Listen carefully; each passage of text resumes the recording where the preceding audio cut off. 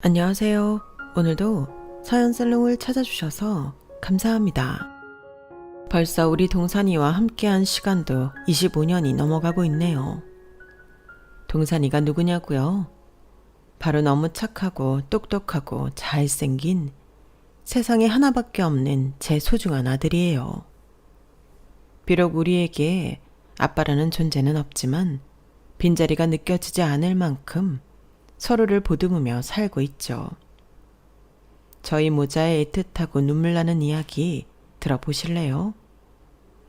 제가 환갑의 나이도 지나왔으니 처음 남편과 결혼했을 때가 벌써 30년도 더 전이더군요. 저와 남편은 대학생 때 우연히 만나 연애를 시작했고 그게 이어져 결혼까지 하게 되었어요. 결혼 과정이 순탄한 것만은 아니었어요. 아니, 연애 때부터 쉬운 길은 없었죠. 이유는 집안 차이 때문이었어요. 저는 평범한 회사원인 아버지와 전업주부인 어머니 사이에 어디를 가나 흔히 볼 수 있는 한 집안의 딸이었지만 남편은 달랐거든요. 우선 남편의 아버지, 즉 시부는 꽤 규모 있는 종합병원의 원장이었어요. 짐작은 하셨겠지만 그런 대단한 의사 집안의 자식들 역시 미래는 정해져 있고 남편 역시 마찬가지였어요. 장남인 남편과 1살 밑에 동생인 서방님 모두 집안의 대를 이어 의대 재학 중이었죠.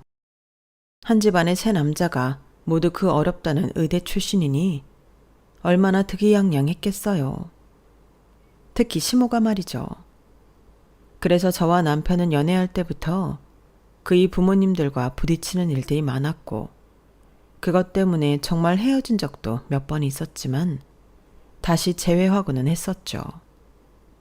상황상 제가 먼저 대학을 졸업했고 남편의 교과과정과 군대, 레지던트 생활 등등 모든 것이 지나갈 때까지 결국 우리는 계속 교제를 했어요. 지금 와서 생각해보면 그때 우리는 꼭 사랑 때문에 그랬던 것은 아니었어요. 저는 그 사람 부모님 반대에 오기로, 남편은 그렇게라도 자신의 옆을 지키는 제게 미안해서 사회를 이어가고 있었던 것 같아요. 저는 남편의 화려한 배경에 비비고 살 생각도 애초부터 없었고 제 밥벌이 제가 알아서 하며 잘 살 수 있다고 자신했죠. 하지만 그래도 2% 정도의 마음은 남편을 그냥 놔줄 수가 없겠더라고요. 그래서 저는 끝까지 고집을 피워 그에게 매달렸고 결국 결혼 승낙을 받아냈어요. 환영해주는 사람 없는 결혼식이었지만 새로 다가올 미래만 생각하며 살자 라는 마음으로 신혼생활을 시작했어요. 주변의 걱정답게 결혼하자마자 고된 시집살이와 마주했죠. 어머니, 혹시 오이장아찌 좋아하세요?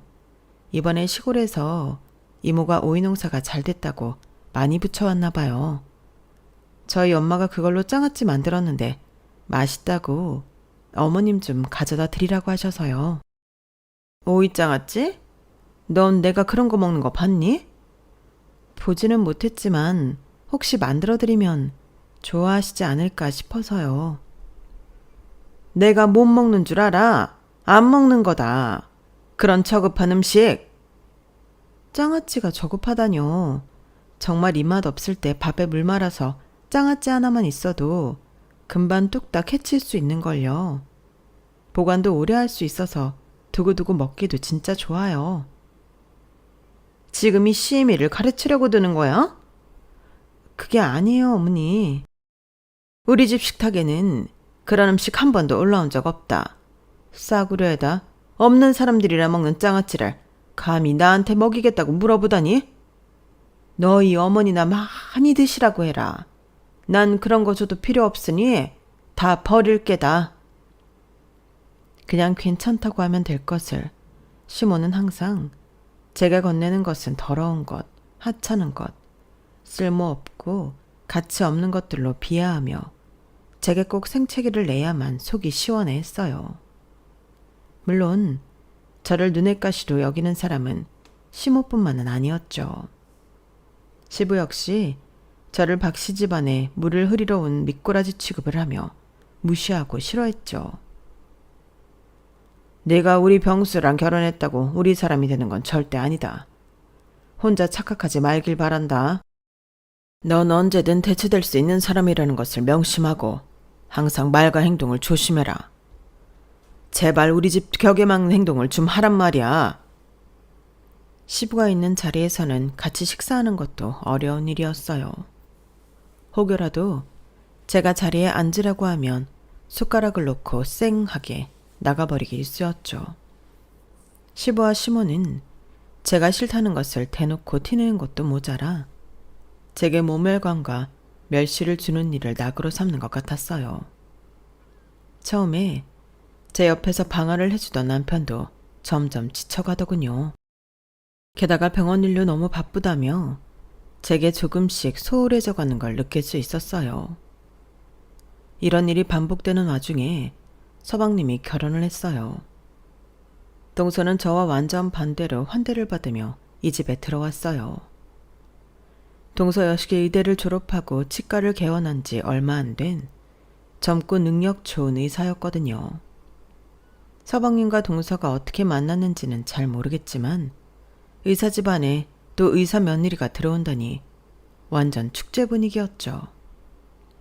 세상 모든 사람들의 환호 속에서 둘은 화려하게 결혼식을 올렸고 저희는 그렇게 한 가족이 되었어요. 동서는 결혼하자마자 연달아 아를 둘을 낳았고 시모와 시부한테 더 예쁨을 받게 되었죠. 반면 저와 남편 사이에는 좀처럼 아이가 생기지 않았어요.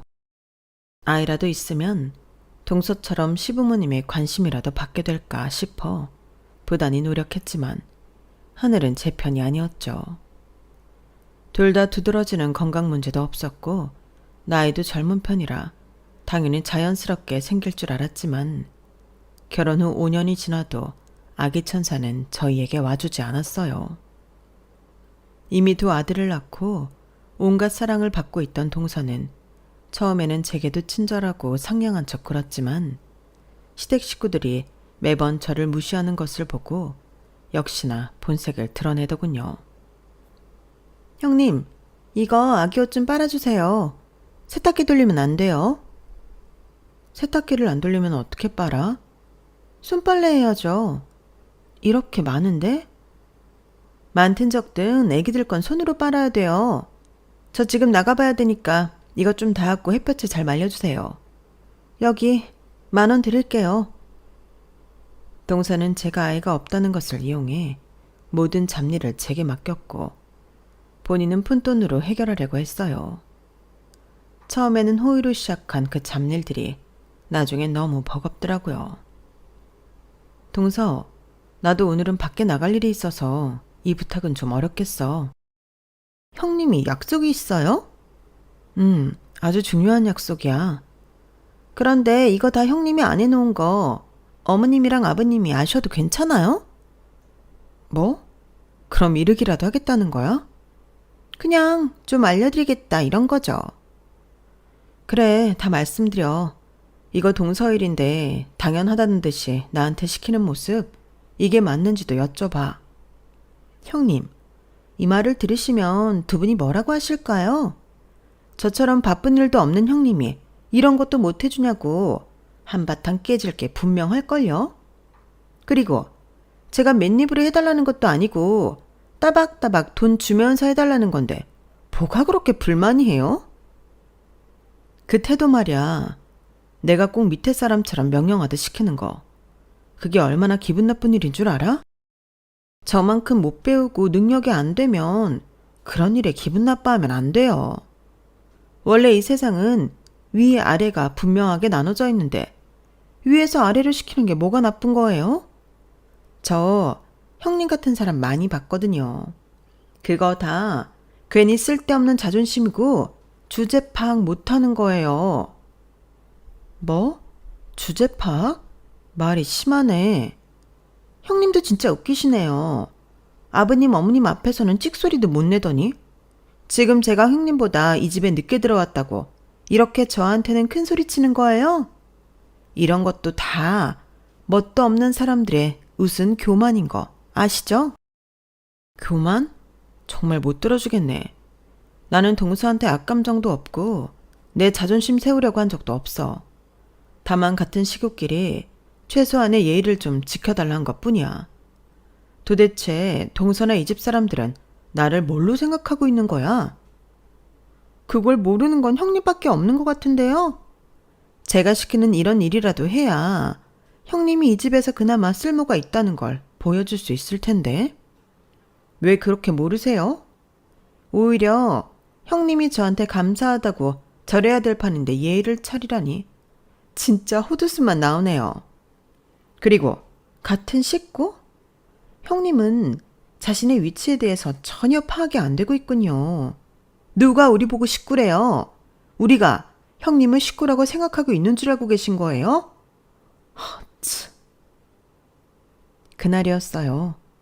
더 이상은 이 집에 있을 수 없다고 확실하게 결심한 것은. 의사 집안이라는 무기로 저를 향한 시부모의 끊임없는 무시와 핍박, 아들들 낳고 자기 역시 의사라며 저를 우습게 여기는 동서, 그리고 그런 그들을 더 이상 제지해주지 못하는 남편이라는 사람. 동서한테까지 그런 대접을 받고 나서야 정신이 들더군요. 내가 여기서 왜 이러고 있었던 거지? 나도 우리 엄마 아빠의 귀한 딸이야.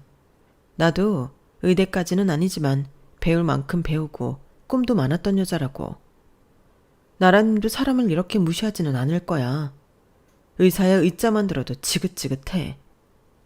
그동안 용기가 없었지만 이제 더 이상 못 참겠어. 박병수와 당장 이혼하고 이 집에서 나갈 거야.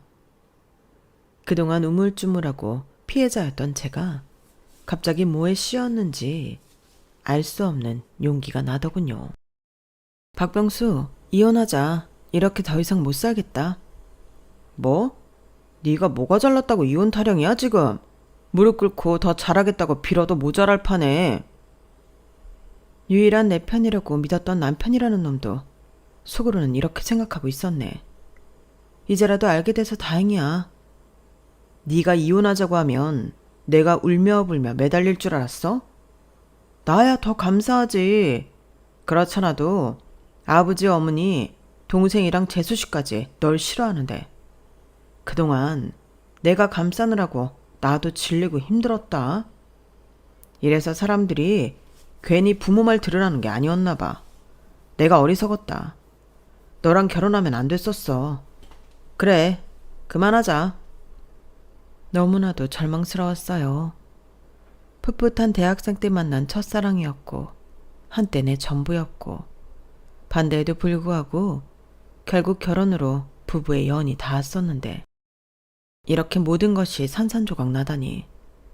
호기롭게 이혼을 결심했었지만 막상 남편이 그렇게 나오니 더 가슴이 무너지는 느낌이었어요. 이혼 소식을 들은 시부모는 곧 잔치라도 열기세더군요. 그래, 잘 생각했다. 이제라도 네가 헤어져 준다니 얼마나 다행인지 모르겠다. 네? 다행이라고요? 어차피 너도 이 집에서 힘들었잖니. 그걸 다 아시면서도 저한테 그렇게 구셨어요? 아니지, 순서가 바뀌었네. 네가 하나도 마음에 차지 않아서 좀 모질게 하긴 했는데 너도 힘들었겠지. 그렇지 않니? 제가 도대체 뭘 그렇게 잘못했나요? 네? 잘못한 거라. 그냥 너 자체가 잘못이야. 그리고 잘못인 네가 결국 우리 병수랑 결혼을 하겠다고 고집을 부려서 여기에 들어왔잖니. 우리가 어떻게 너를 좋게 볼 수 있겠니? 저 혼자 결혼했어요. 병수 씨도 결혼을 허락해달라고 애처럼 굴었었잖아요. 네가 우리 아들을 어떻게 홀렸는지는 몰라도 남자라면 그럴 수 있지. 사내 자식이 살다 보면 부모 말도 갑자기 듣기 싫을 때가 있는 거고 자기 주장대로 살아보고 싶은 때가 오는 법이야. 어릴 때부터 병수는 공부 잘하고 부모 말 거역해 본 적 없는 애였어. 병수가 하필이면 그때 늦게 그런 시기가 왔었던 거고. 그리고 서인아, 가장 중요한 건 너는 대를 못 이었잖니? 왜 애를 못 낳는 게 100%제 탓이라고만 생각하세요? 봐봐. 아버지도 병수랑 병훈이 아들 둘을 아무 탈 없이 얻었고 병훈이도 아들들 아주 스무스하게 낳지 않았니? 그럼 우리 병수도 문제가 전혀 없다는 소린데. 그렇다면 외부에서 클로 들어온 네가 당연히 문제가 아닐까? 그건 의심의 여지 없이 내 말이 맞는 것 같은데? 의사 집안에서 그걸 못 밝혔는데 저라고 뭐 알 수 있나요? 뭐? 너 비꼬는 거니? 네, 저는 비꼬면 안 돼요. 그동안 그렇게 멸시를 당하고 살았는데 헤어지는 마당에 이 정도도 비꼬지 못하나요? 역시 너란 애는 네 수준을 진작에 알고 있어서 놀랍지도 않네. 어디서 뭐 보고 배운 게 있어야 말이지. 그래, 할 말 다 했으면 나가봐. 우리 혹시라도 밖에서라도 마주치면 아는 척은 하지 말자. 피차, 불편하지 않겠니? 너 스스로도 알겠지만 우리는 너 들어오고 손해본 게 참 많아요. 위자료 같은 건 당연히 생각도 안 하고 있겠지? 왜요? 주실 수 있으면 주세요. 그것도 많이 주세요. 제 옷값 이렇게라도 받아 나가야죠. 글쎄다. 아무래도 힘들 것 같은데. 저는 이렇게 제 6년간의 결혼 생활을 끝냈어요. 위자료 문제는 잘 해결되지 못했어요. 시댁 쪽에서는 당시 가장 유명한 변호사를 선임해 위자료를 주는 건 고사하고 제가 갖고 있는 것까지 빼앗아 가려고 했거든요. 워낙 파워가 막강해서 저 역시 싸우다 지쳐 위자료고 뭐고 저 집이랑 다시는 엮이지 말자 하며 포기하고 이혼했죠. 제가 더 그 싸움에 말려드는 것은 어차피 계란으로 바위치기 꼴밖에 안 됐거든요. 저는 이혼 후 좀 힘들게 지냈어요. 애도 없이 6년이나 경력단절이 되어버려 저를 받아주는 곳은 없었죠. 면목이 없어 부모님과도 같이 살지 못했어요. 저는 혼자 작은 고시원을 전전하며 일자리를 구하러 다녔어요. 낮에는 오래된 서점에서 일을 했고 밤에는 나이트클럽 주방에서 보조 일을 했어요. 어쩌다 보니 구한 일이긴 하지만 너무 정적인 일과 동적인 일을 동시에 하다 보니 제 생활 리듬은 남들보다 더 빠르게 흘러가는 느낌이더군요. 아무래도 좋았어요. 어디서 일하는 게 중요한 것이 아니라 뭐라도 해서 빨리 아픈 기억을 지우는 게 더 급했으니까요.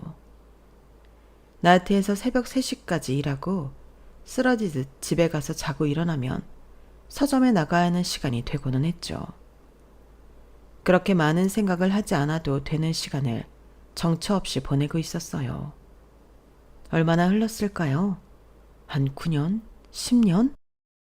그동안 낮에 서점 일은 계속 꾸준히 했고 밤에 하는 일은 나이트클럽을 그만둔 뒤 식당, 편의점, 술집들을 받고 일했어요.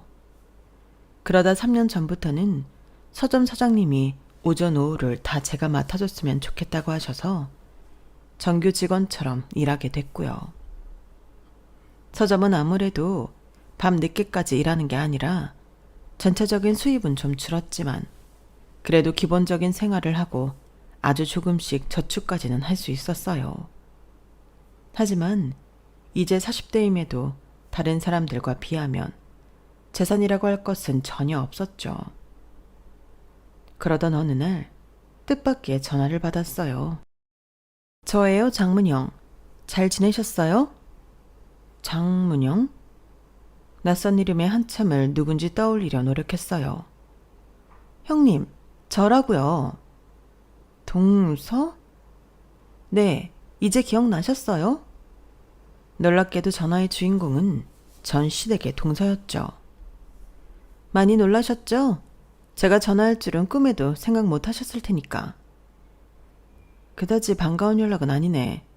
10년 만에 갑자기 왜 날 찾았어? 만나서 얘기해요. 제가 바로 갈게요. 저는 동서를 만나고 싶은 생각이 추워도 없었지만 꼭 만나달라고 부탁하더군요. 약속한 카페에 가니 전보다는 나이가 들었지만 여전히 화려한 외모를 뽐내는 동서가 와 있더군요. 고생 많이 하셨나 봐요. 살도 많이 빠지고. 동서한테 외모 평가 드리려고 온 거 아니야. 할 말만 빨리 해. 우리 사이에 동서 형님 호칭이 맞는지도 모르겠네. 이제 와서 언니 동생도 좀 우습잖아요. 아무튼 본론만 말할게요. 어린애 하나만 맡아주세요. 다짜고짜 무슨 어린애야. 내가 애가 있을지 없을지도 모르면서. 다 알아보고 왔어요. 형님 지금 어떻게 사는지 뭐하고 사는지. 뭐? 내 뒷조사를 한 거야? 형님 상황을 알아야 저도 부탁을 할 거 아니에요. 아직 새남자도 없고 자식은 더더욱 없고 그냥 일만 하면서 사는 정도만 알아요. 기분 나빠하지 마세요. 그런데 막무가내로 무슨 애야. 아직 초등학교도 안 간 어린애예요. 잠깐 아니고 아예 형님 호적으로 넣어 키워달라는 이야기예요. 형님 애처럼. 뭐? 이봐. 갑자기 나타나서 이게 다 무슨 얘기야? 남편한테 다른 여자가 있었어요. 그 사이에 아이까지요. 서방님이 내 언녀랑 혼외자가 있었단 말이야? 네. 얼마나 됐는지는 모르겠지만 애가 7살이니까 최소 7년 이상은 만나왔다는 거겠죠.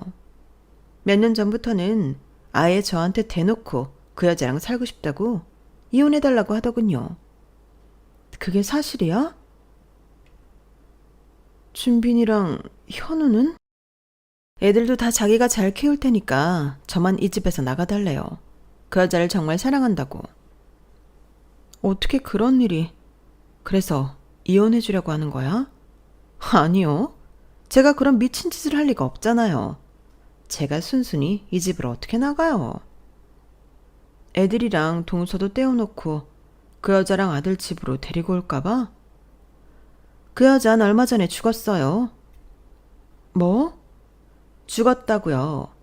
그래서 그이가 더 본인의 아이를 데려와야겠다며 난리였고요. 그런데 걔가 우리 집에 들어오면 어떻게 되겠어요? 우리 준빈이랑 현우는 나중에 할아버지 그 병원 물려받고 걱정 없이 살아야 되는데 걔가 분명히 걸림돌이 될 거라고요. 내가 이 집에서 어떻게 버티며 살아왔는데 목에 칼이 들어와도 우리 아들들이 병원 물려받게 해줄 거예요. 이 말을 할 때 두 아들을 위해 정말 무슨 일이든 할 것 같은 동서의 표정이 약간 섬뜩하게 느껴졌어요. 그래서 그 내언니 아들을 나한테 맡기겠다는 거야? 호적까지 손대면서? 서방님이 알고도 가만히 있어? 그이는 지금 상황 몰라요. 사실 그이의 치부를 제가 많이 알고 있어서 먼저 딜을 제안했어요. 서방님이랑 딜을 했다고? 그 사람 나랑 결혼하고 그동안 만난 여자, 그 죽은 여자 하나 아니에요. 셀 수 없이 많아요. 나 다 알고 있어요. 그리고 병원에서도 붙어먹은 간호사도 한둘이 아니고요. 그렇게 많은 여자들 곁에 두고 관리하려니까 뭐가 필요하겠어요? 돈이겠죠. 그 사람 병원에서 아버님 몰래 약품 거래하면서 리베이트한 것도 엄청나요. 제가 다 속속들이 알고 있어서 그걸로 협박을 했어요. 여자들 문제, 병원 돈 문제 다 까고 공개망신 당해서 인생 종치겠느냐. 아니면 그 아이 내가 맹세하고 믿을 만한 곳에 맡길 테니 관심 갖지 말고 없는 애처럼 생각하고 살겠느냐. 이렇게 제안했어요. 그이 보기와는 다르게 쫄보인데다 지 의사 생명 어떻게 쌓아올린 건데 그걸 포기하겠어요. 애 잘 부탁한다면서 자기 비밀 제발 지켜달라고 하더군요. 사랑은 웃겨 정말. 정말 정 떨어지는 인간이죠? 그 정도면 동서도 서방님이랑 이혼이 낫지 않아? 여자 많은 것도 다 알고 개인적인 비리까지 저지른 사람이라면 굳이 참으면서 살 필요는 없잖아. 우리 준빈이랑 현우 그 병원 물려받자마자 그 인간 빈손으로 쫓아낼 거예요. 그때까지만 참고 기다릴 거예요. 그리고 사실 지금 괜찮아요. 우리 쇼윈도를 산 지 꽤 오래됐거든요. 남들은 인꼬 부부인 줄 알죠. 그 순간 오직 두 아들의 성공을 위해 저런 일을 다 참고 사랑하지도 않는 사람과 살 생각을 하는 동서에 대해 여러 감정이 들더군요. 그런데 왜 하필 나야? 난 이제 동서랑 아무 상관도 없는 사람이잖아. 주변에 믿을 만한 사람이 하나도 없어요. 사실 형님이 이혼하기 전 제가 일부러 못되게 굴었던 것도 있어요. 그런데 그건 형님이 부러워서였어요. 의사인데다가 얼굴도 예뻐. 시부모한테 사랑받아. 갖고 싶은 거 다 가질 수 있는 동서가 달 부러워했다고? 그런 건 다 아무것도 아니에요. 형님한테는 제가 갖고 있지 않은 진실됨과 깊은 내면이 항상 느껴졌어요. 아무리 따라하려고 해도 따라할 수 없는. 그게 질투났어요. 보여지는 것이 아닌 내면의 강인함과 자존감이랄까. 그런 형님이 질투나서 더 못되게 했었어요. 하지만 그때 말은 못했지만 느꼈던 게 또 하나 있죠. 형님은 신뢰가 가는 사람이라는 거. 그래서 일 터졌을 때 딱 형님 한 명밖에 생각나지 않았어요. 의외네. 하지만 갑자기 10년 만에 연락 와서 애를 하나 맡아달라는 이 얼토당토 않은 말을 들어주긴 어려워. 나도 내 생활하느라 바빠서. 1년에 1억씩 드릴게요. 어디 나가서 일하지 마시고 그걸로 먹고 놀면서 애 케어해 주세요. 농담 아니고 진짜예요. 지금 당장 이번 달 1억부터 계좌로 바로 싸드릴 수 있어요. 뭐? 1년에 1억? 애가 크면 클수록 돈이 더 드니까 그때는 말해주시면 더 올려드릴게요. 이 금액은 지금 7살 나이를 기준으로 한 거니까요. 둘이 살 수 있는 집도 구해드릴 테니까 거기로 이사하세요. 돈 걱정 말고. 저는 어느새 동서의 말에 많이 흔들리고 있었어요. 제가 이혼하고 그 집에서 나온 뒤로 10년 넘게 힘들게 일했어도 모은 돈이 1억은 고사하고 몇 천도 되지 않는데 지금 동서가 하는 제안에 솔깃할 수밖에 없었죠. 지금은 자존심보다도 살 방법을 찾는 게 우선이었죠. 사실 저는 형님이 애를 데리고 아예 외국으로 가셨으면 좋겠지만 그것까지는 바라지 않을게요. 그냥 한국에서라도 조용히 형님 진짜 아들처럼만 키워주면 돼요. 저는 어안이 벙벙했어요. 갑자기 이게 다 무슨 일인가 싶었죠. 지금 제 스스로 처한 현실을 곰곰이 다시 살펴보았어요. 남자와 시댁이라는 존재에 대해서 앞으로는 다시 결혼하고 싶지도 않고 서점에서 일하는 것이 즐겁기는 하지만 그게 언제까지 일할 수 있을지 불확실한 상황이라는 것을 제 자신이 누구보다 잘 알고 있었죠. 7살짜리 아이라, 내 호적의 아이라, 내가 과연 키울 수 있을까? 내가 그럴 자격이 되는 걸까? 괜히 내가 아이의 미래를 망치는 사람이 되는 건 아닐까? 아니야. 어차피 내가 거두지 않으면 동서는 걔를 어디로 보낼지 아무도 모르잖아. 동서 눈빛은 곧 살인이라도 날 것 같은 눈빛이었어.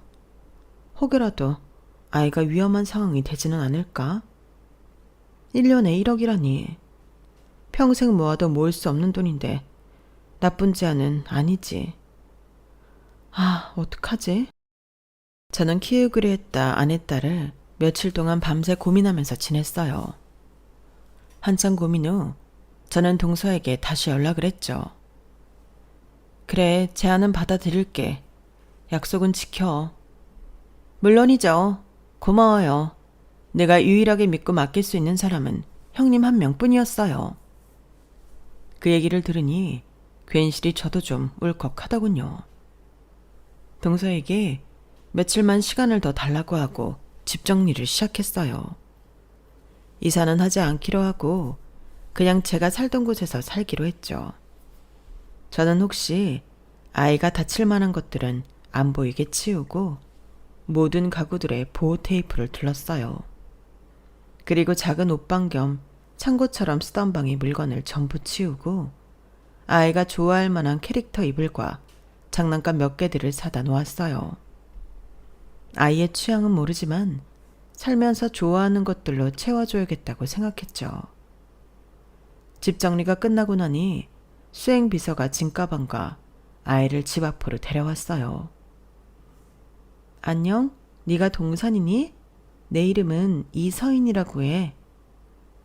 동산이는 얼어붙은 듯 서 있었고 살면서 어린아이를 마주해 본 경험이 몇 번 되지 않은 저 역시 어쩔 줄 몰라 하고 있었죠. 수행 비서가 말했어요. 동산아, 너 이제 여기서 살 거야. 여기가 네 집이야. 여기 아줌마 말 잘 듣고 밥 잘 먹고 해. 그리고 여기 사모님이 보내신 통장과 인강 카드입니다. 지금 1억은 이미 들어가 있고 매달 1일 금액이 입금될 겁니다. 앞으로는 이쪽에서 사모님께 따로 연락이 오는 일이 없었으면 한다고 말씀하셨습니다. 그리고 호적 문제도 최대한 빨리 정리되길 바라시며 혹시라도 필요한 서류가 있을 경우에는 사모님이 아닌 제 명함에 적힌 이 번호로 연락 주길 바랍니다. 딱딱한 태도의 수행비서는 아이에게 인사도 하지 않고 물건만 제게 건네고 바로 돌아서 가더군요. 동산아, 우리 우선 집 안에 들어가서 음료수랑 과자 먹으면서 있을까? 처음 봤으니까 동산이가 좀 편해질 때까지 내가 기다릴게. 아이는 의외로 순순히 따라 들어왔고 저는 준비한 간식과 음료를 내왔어요. 저는 이제 아줌마랑 계속 같이 사는 거예요? 응? 아줌마가 동산이 잘 보살펴 줄게. 먹고 싶은 거 하고 싶은 거 필요한 거 다 아줌마한테 편하게 말해. 동산이가 아줌마 굉장히 어색하겠지만 여기서 같이 살면서 동산이 마음이 활짝 열릴 때까지 기다릴게. 알았지? 우리 엄마는 다시는 못 보죠? 엄마는 이제 다시 보기 힘들어. 아줌마는 우리 엄마랑 무슨 사이예요? 그게 친한 친구야. 엄마가 나한테 너를 부탁하셨어. 죽으면 친구한테 자기 자식을 부탁하는 거예요? 아니, 좀 특수한 상황이긴 하지. 아무튼 내게 너를 잘 돌봐달라고 하셨어. 생각보다 아이는 차분한 톤으로 궁금한 것을 질문하고 대답하더군요. 엄마의 죽음도 천천히 받아들이는 것 같았어요. 오히려 차분한 아이의 모습에 제가 더 당황해 말을 더듬고는 했어요. 아이는 또래답지 않게 과묵하고 자신의 마음을 쉽게 드러내지 않았지만 이런 건 시간이 걸릴 거라 이미 각오를 하고 있어 조금씩 천천히 다가가기로 했죠. 제 생활은 180도 변하게 되었어요. 모든 생활 리듬이 아이에게 맞춰졌죠. 아이와 밥 먹는 시간, 같이 TV를 보는 시간, 동네를 산책하는 시간, 마트에 가는 시간 등을 지내고 보니 조금 가까워진 것 같기도 했고요. 동산아, 오늘은 소세지 볶음 해줄까? 네, 고맙습니다. 동산아, 우리는 이제 가족이야. 고맙다고 하는 건 너무 좋지만 가족끼리 그렇게 예의를 차리면서 말할 필요는 없어. 네. 동산이는 존재 자체만으로도 예쁘고 빛이 나는 아이였어요. 그런 아이가 안쓰러워 더 잘해주려고 노력하니 짧은 기간에 정이 많이 들고 말았죠. 그렇게 동산이를 키운 지 1년이 다 되었어요. 초등학교에 들어가는 아이를 위해 함께 가방도 사고 학용품 등 필요한 물품을 사러 함께 돌아다녔어요. 동산아, 이 로봇 그리미는 거 마음에 들어? 이걸로 할까? 네, 엄마. 저는 엄마 소리를 듣자마자 순간 얼음이 되고 말았어요. 아이를 돌아보자 아이가 씩 웃으며 그러더군요. 우리 엄마 맞잖아요. 그날 저는 문구점에서 동산이를 안고 한참을 울었어요. 무슨 감정인지는 모르겠지만 엄마 소리 하나에 눈물이 마구 쏟아져 나왔죠. 엄마가 우리 동산이한테 정말 잘해줄게. 마음 열어줘서 고마워. 그날 이후로 저희는 부쩍 가까워졌어요. 동산이도 전과 다르게 많이 활발해졌고요. 모르는 사람이 보면 정말 모자지간으로 오해할 정도로 친하게 지냈어요. 동산이도 학교에 들어가 적응을 잘 시작했고 집에 아이가 있으니 저 역시 활기가 돌더군요. 돈은 매달 1일 어김없이 통장에 입금이 되었고 저는 동산의 이름으로 새로운 통장을 만들었죠. 처음 1억은 그대로 저금을 했고 그 통장에는 매달 받는 돈에서 300만 원 정도를 제외하고 나머지 모두를 저금하기로 결심했어요. 제가 했던 것 중 가장 잘한 일이었어요. 처음에는 매년 받는 1억으로 어떻게 잘 살 수 있을까를 고민하던 찰나 꼭 필요한 것 외엔 그 돈을 최대한 유지하는 선을 지켜서 나중에 동산이에게 물려주기로 했던 거죠. 아이를 빌미로 사치스럽게 살기 싫었어요. 그저 늦게라도 제 품에 보내준 이 소중한 아이의 존재 자체에 감사하며 아이를 위해 살기로 결심했던 거죠. 희한하네. 나도 모성애라는 것이 있는 사람이었구나. 동산이는 저를 많이 변화시켰어요.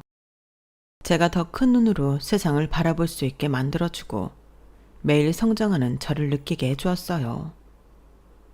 동산이는 시키지도 않았는데 철이 일찍 들었고 공부도 자기 생활도 성실하게 하는 아이로 자라주었어요. 동산아, 다른 친구들 다 학원 다니는데 동산이도 다니고 싶어? 아니, 난 집에서 혼자 공부하는 게 제일 좋아. 동산이는 시키지도 않았는데 뭐든 스스로 잘하고 열심히 하는 아이였어요. 절대 제가 신경 쓸 만한 일을 하거나 말썽을 일으키지 않았죠. 저는 오히려 청소년기를 너무 조용히 보내는 게 걱정이 되어 물어봤어요. 동산아, 요즘 뭐 힘든 건 없어? 친구 관계나 공부는 다 괜찮아? 그럼 공부도 운동도 다 재미있고 친구들이랑도 잘 지내고 문제 없어. 동산이는 정말 밝은 얼굴로 학교 생활도 하고 교우 관계도 좋았어요. 저는 그저 제일 성실히 하면서 동산이와 더 많은 시간을 보내려고 노력할 뿐이었죠. 어느덧 세월이 흘러 동산이가 고3이 되었고 과외 한 번, 학원 한 번 다닌 적 없는 애가 우수한 성적으로 의대에 턱하니 붙은 거예요. 전 진심 놀랐어요. 박씨집안 핏줄이라 그런가? 어떻게 서방님 혼외자인 동산이까지 저렇게 의대를 들어가다니. 정말 놀랄 일이었죠. 동서의 두 아들은 워낙 극성스럽게 사교육을 받고 다녔을 테니 의대 못 가는 것이 이상했겠지만 정말 학교 공부와 자기 학습망 충실히 한 동산이까지 의대에 붙은 것은 논리적으로 설명이 안 되는 것이었죠. 엄마, 나는 나중에 소아과 하고 싶어. 요즘 피부과나 성형외과가 더 돈이 잘 된다고 그쪽으로 많이 간다는데 동산이는 소아과가 왜 하고 싶어? 아픈 아이들을 보면 그냥 지켜주고 싶어. 어릴 때 나 같아서. 동산아. 저는 너무 놀라 동산이를 안고 울부짖었어요. 다 알아. 우리 엄마가 어떻게 나를 낳았고 아빠는 누구고 엄마가 왜 죽었고 내가 어떻게 하다 지금 여기에서 엄마랑 살고 있는지. 우리 동산이 알고 있었구나. 어린 우리 동산이 다 알고도 한 번도 내색 안 하고 살았구나. 미안해. 엄마가 미안해. 미안해 동산아. 엄마가 왜 미안해. 그냥 난 내 어린 시절의 스토리를 알게 된 것뿐인데.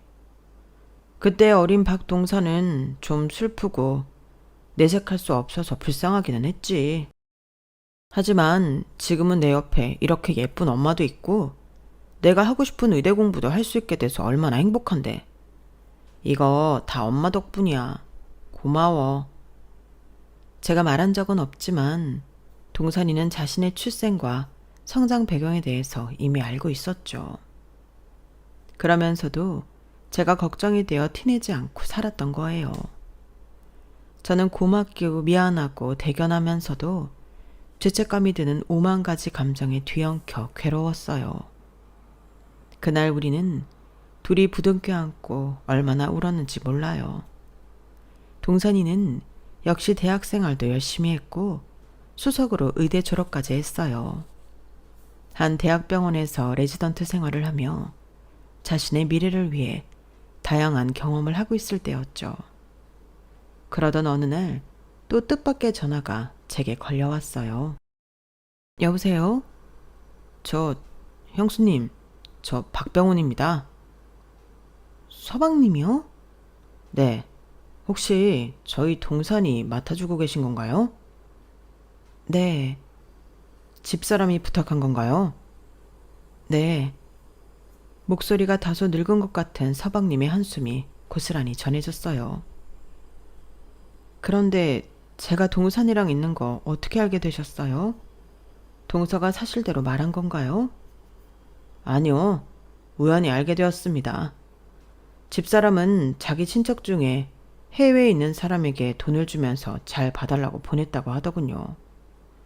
그러다가 정말 우연히 동산이가 한국에 있고 심지어 형수님과 함께 있다는 것을 알게 되었습니다. 어떻게 이런 일이. 집사람 대신 사과드리겠습니다. 형수님한테 애를 맡길 거라고는 꿈에서도 생각해 본 적이 없었습니다. 정말 의외네요. 저도 참 의외네요. 애시당초 동서가 왜 동산이를 제게 데려왔는지 아시죠? 서방님 비밀 지켜주는 대신 동산이에 대해서 앞으로 묻지 않기로 하셨다고. 면목 없지만 그렇습니다. 지금은 나쁜 짓 했던 과거 다 정리하고 병원 일에만 집중하고 있습니다. 형과 함께 병원 운영에 만전을 다하고 있습니다. 아, 박병수랑요? 그럼 둘이 계속 잘해보시지. 왜 25년 만에 아들 앞에 나타나려고 하세요? 준빈이랑 현우 역시 의대를 졸업하고 병원에 들어왔다가 둘 다 상황이 썩 좋지 않게 흘러갔습니다. 그게 무슨 말이에요? 준빈이는 아는 지인에게 땡땡 성분이 있는 약을 부탁받고 꾸준히 처방해줘 지금 처분을 기다리고 있는 상태입니다. 현우는 딱히 잘못한 건 없지만 솔직히 의사라고 할 수 있는 실력이 아닙니다. 의대 껍데기만 썼을 뿐 아주 기본적인 것도 잘 모르더군요. 그런 아들들을 만약 병원 경영에 참여시킨다면 여기저기서 반발이 일어날 것이 분명합니다. 그런데 놀랍게도 동산이 역시 의대를 졸업했고 지금 큰 병원에서 총망받으며 잘 성장하고 있다는 이야기를 들었습니다. 이제는 집사람 말대로 끌려다니지 않을 겁니다. 제 몫을 능력 있는 동산이에게 물려주고 싶습니다. 형수님, 이제라도 제 핏줄 다시 찾아올 수 있게 도와주세요. 네? 핏줄이요? 서방님, 아니 당신 허물 덮으려고 엄마까지 죽은 애를 외면한 사람이. 저도 그 여자를 정말 사랑했습니다. 물론 동산이도요. 하지만 그때는 그런 것들을 다 잃으면서까지 그들을 책임질 수 없었습니다. 마침 모든 상황을 아는 집사람이 솔깃한 제안을 해왔고 정말 알고 싶어도 모른 척하고 죽은 듯이 지냈습니다. 지금이라도 제 아들 제가 데리고 다니면서 좋은 위치에 올려놓고 싶습니다. 서방님이란 놈의 뻔뻔함에 기가 찼어요. 저는 그날 동산이와 저녁을 먹으며 그동안 있었던 일들을 이야기했어요. 역시나 그런 일이 있었구나. 엄마는 내가 어떻게 했으면 좋겠어? 나는 우리 동산이가 아빠를 만나 더 좋은 환경에서 생활할 수 있고 행복할 수 있다면 뭐든 괜찮아. 엄마의 아쉬움보다도 동산이의 행복한 미래가 훨씬 중요한 거니까. 그럼 나 그 아빠라는 사람 한 번만 만나볼게. 그럴래? 알겠어. 주말 점심시간에 만나기로 서방님과 약속한 동산이는 밤 10시가 다 되어서야 집에 돌아왔어요. 만났어? 기분 괜찮아? 기분 괜찮아. 그런데 친아빠라는 사람 보니까 좀 이상하긴 하더라. 어릴 때 아빠 얼굴이 기억나는 것 같기도 하고 아닌 것 같기도 하고 그래. 아빠는 지금 있는 부인과 이혼하고 나랑 살고 싶다고 하네. 동서랑 이혼을? 전과 같은 이유구나. 그 사람 너무 이기적이야. 응. 그래서 나 거절했어. 아빠의 제안을. 아빠 제안이 뭐였는데? 지금 같이 사는 아줌마랑 이혼하고 나랑 살겠대.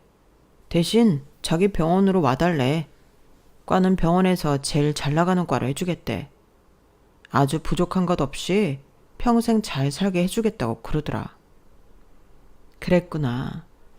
부자가 망해도 3년은 먹고 산다는데 거기는 아직도 병원을 운영하고 있으니 재산은 안 봐도 비디오겠어. 그래, 우리 아들 시원하고 쾌적한 집에서 살면 너무 좋지. 그래서 아빠한테 간다고 대답했어? 아니, 말했잖아. 안 간다고 했어. 그리고 앞으로 아는 척도 하지 말라고. 저는 너무 놀라 동산이만 계속 쳐다봤어요. 진심이야? 동산아, 과거는 그렇다 쳐도 네가 지금이라도 아빠를 따라가면 네 미래는 탄탄대로로 보장된 거야. 내 부모님은 지금 앞에 있는 우리 엄마밖에 없는걸. 난 엄마 없이 못 살아. 그러니까 나 엄마 옆에 착 붙어 있을 거야. 그런 병원에 화려한 직책 다 필요 없어. 작은 병원이라도 아픈 아이들 돌보면서 살 거야. 동산이는 결국 서방님의 품으로 돌아오라는 간곡한 부탁을 끝내 거절했고 연락까지 차단했다고 하더군요. 그 후로도 집에 찾아오고 동산이 병원까지 찾아가 울면서 애원했지만 동산이는 흔들림 없이 외면했나 봐요. 어느 순간부터 서방님의 방문과 연락이 뜸해지더군요. 자신의 혼외자를 다시 데려오면서까지 본인과의 이혼을 결심하고 두 아들에게 병원을 물려주는 것을 고민한 서방님에게 오만 정이 떨어진 동서는 당장 아들들과 그 집을 떠났다고 하더군요. 자연스럽게 두 아들의 의사생활도 끝난 것 같았고요. 저는 지금 아직 동산이와 행복하게 잘 지내고 있어요. 얼마 전에는 너무 예쁘고 고운 여자친구를 데려와 결혼 이야기를 하더군요. 우리 아들이 언제 이렇게 컸나 싶어 대견하기도 눈물이 나기도 했어요. 비록 핏줄로 이어진 것은 아니지만 무엇보다 끈끈하게 가족이라는 일부로 엮인 저와 우리 아들 이야기 잘 들으셨나요? 살다가 힘들고 무너질 것 같다가도 어떻게 보면 참 살 가치가 있는 게 우리네 인생 아닌가 싶어요. 끝까지 들어주셔서 고맙습니다. 항상 건강하시고 매일매일 행복하시길 바랍니다. 여러분, 사연 댓글에 응원과 현명한 조언 부탁드려요. 좋아요와 구독은 저에게 큰 힘이 됩니다. 오늘도 좋은 일 가득하세요.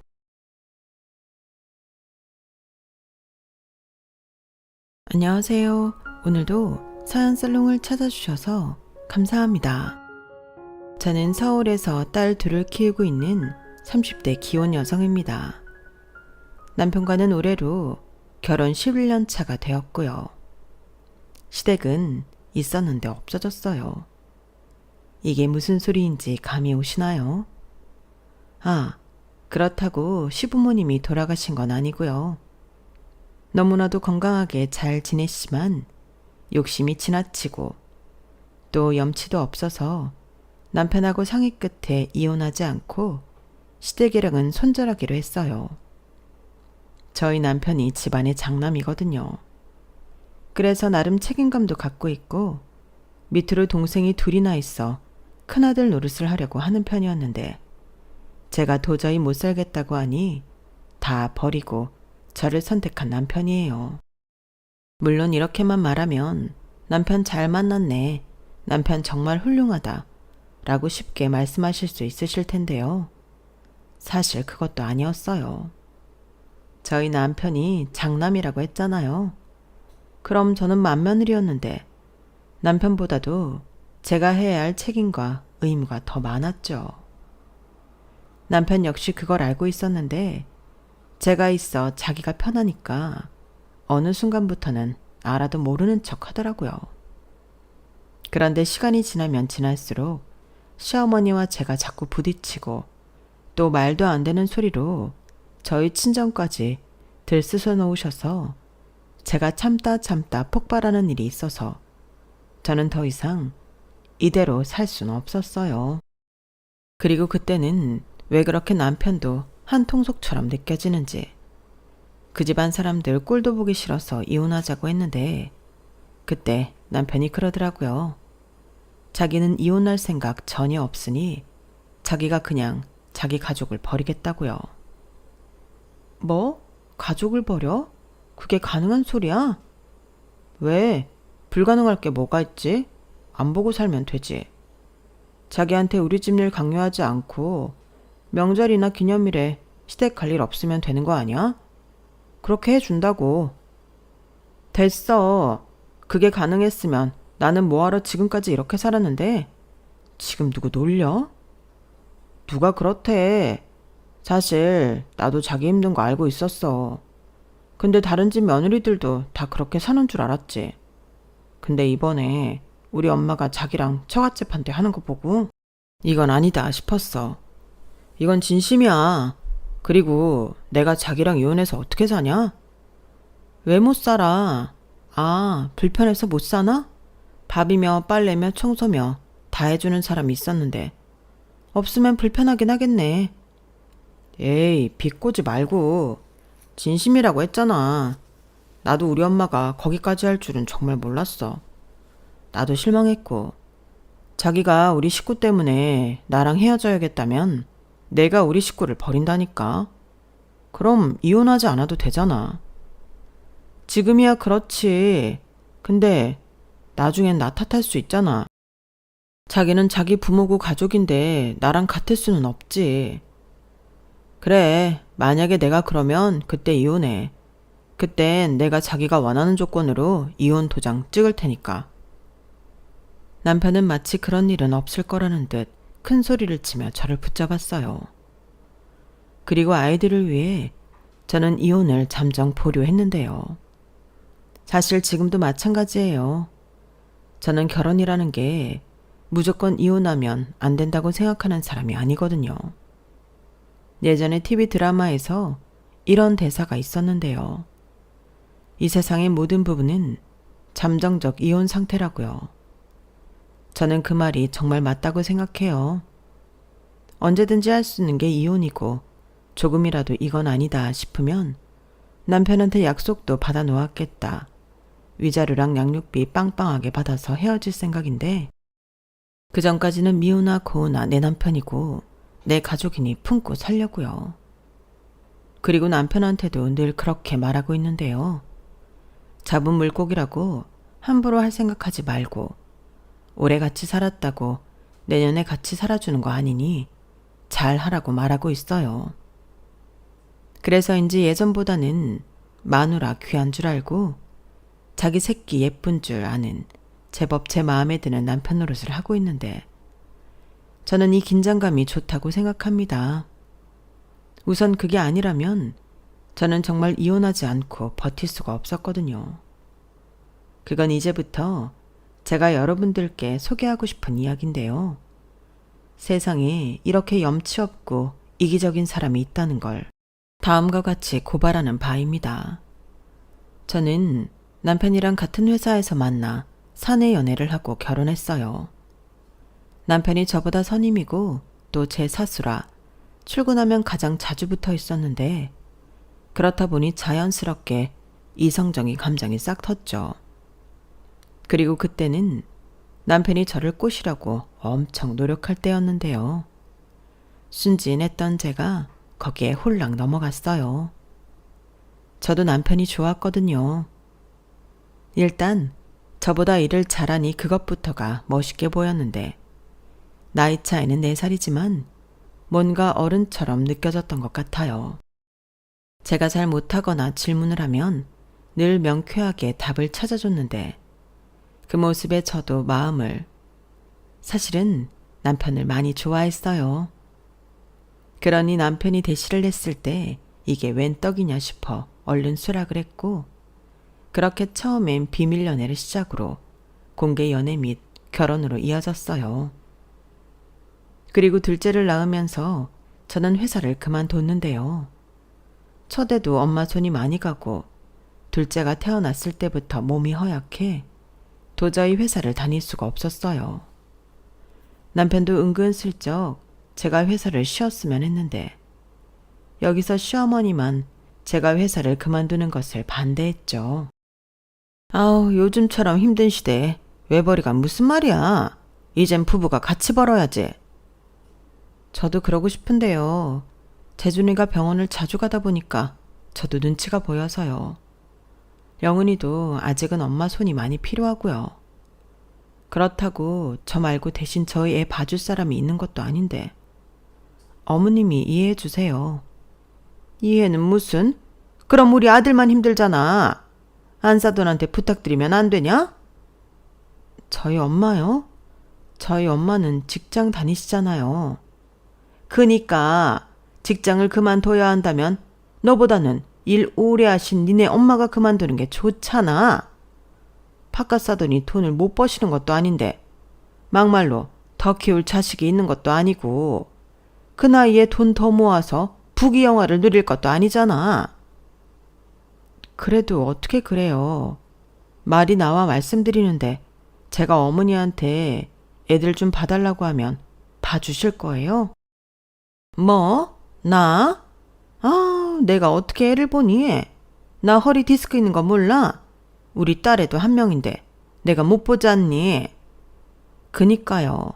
각자 다 사정이 있는 건데 저도 친정에 아쉬운 소리 하기 싫어요. 저희 부모님은 저희 부모님대로 노후 계획이 있으실 텐데 그냥 저희 애는 저희가 키울래요. 그래도 그렇지. 니네 그러다 집은 언제 사니? 시어머니는 제가 일을 그만두는 것에 입이 삐죽 나왔어요. 사실 영영 전업주부를 할 생각은 아니었고 아이들이 어느 정도 크면 그때 다시 일을 할 생각이었는데 시어머님이 저렇게 나오시니 좀 서운하다 못해 화가 나더군요. 당신은 해줄 것도 아니면서 저렇게 말하는 게 너무 이기적이라고 생각했어요. 사실 시자가 붙으면 어쩔 수 없다고 생각하는데 저희 시어머니도 다른 집 시어머니처럼 며느리보다는 자기 아들이 우선인 그런 사람이었어요. 은근 저희 딸과 아들을 차별했고 누나인 딸이 동생을 챙겨야 한다고 어릴 때부터 이야기를 하는데 오죽하면 신우가 제발 좀 그러지 말라고 자기 엄마를 말리더군요. 저희 신우는 위로는 오빠, 아래는 남동생이 있어 크는 내내 서운했던 기억밖에 없다고 했거든요. 그런데 막상 다들 크고 보니 시어머니는 아들보다는 딸이 편하다고 그렇게 신우를 불러 병원 가자, 시장 가자 하며 의지하셨는데 신우는 그것도 싫어했어요. 저도 살가운 구석이 별로 없는 딸이지만 신우도 엄마라고 달리 챙기는 꼴을 보지 못했죠. 아, 3남매 중에 가장 빨리 결혼한 자식은 신우였어요. 신우가 24살 때 결혼을 했는데 제 생각에는 하루라도 빨리 집에서 탈출하고 싶어 그러지 않았나 생각이 들더군요. 옆에서 시어머니 하는 거 보면 딱 그렇거든요. 그래서 다행히도 신우가 신우이 짓하고 그런 적이 없었는데요. 오히려 가끔 제 편을 들어주고 제가 하지 못한 말을 대신 해주는 고마운 신우였어요. 신우한테는 조카딸 한 명이 있는데 저희 애들보다도 한참 언니이고 누나였죠. 그리고 매제도 참 자상한 사람이었는데요. 그나마 신우가 시집가고 나서는 사랑받고 대우받고 사는 것 같았어요. 그리고 우리 부부도 나름 큰 트러블 없이 잘 살았는데요. 문제는 도련님이었어요. 왜 집안에 애물단지는 꼭 한 명 있잖아요. 그게 그 집 막내 도련님이었어요. 도련님은 수도권에 4년제 최대를 나오긴 했는데 그렇다 할 직업을 가져본 적이 없었어요. 그런데 버는 것보다 쓰는 게 더 큰 사람이었는데 그래서 시어머니 신용카드를 들고 다니는 그런 아들이었어요. 그나마 학교 선배가 태권도 학원을 하고 있어서 가끔 거기에 가서 사범 알바를 하는 것 같았는데 어릴 때부터 다니게 했던 태권도 학원 덕에 사단까지 품띠를 따놓아서 사법 노릇은 할 수 있나 보더라고요.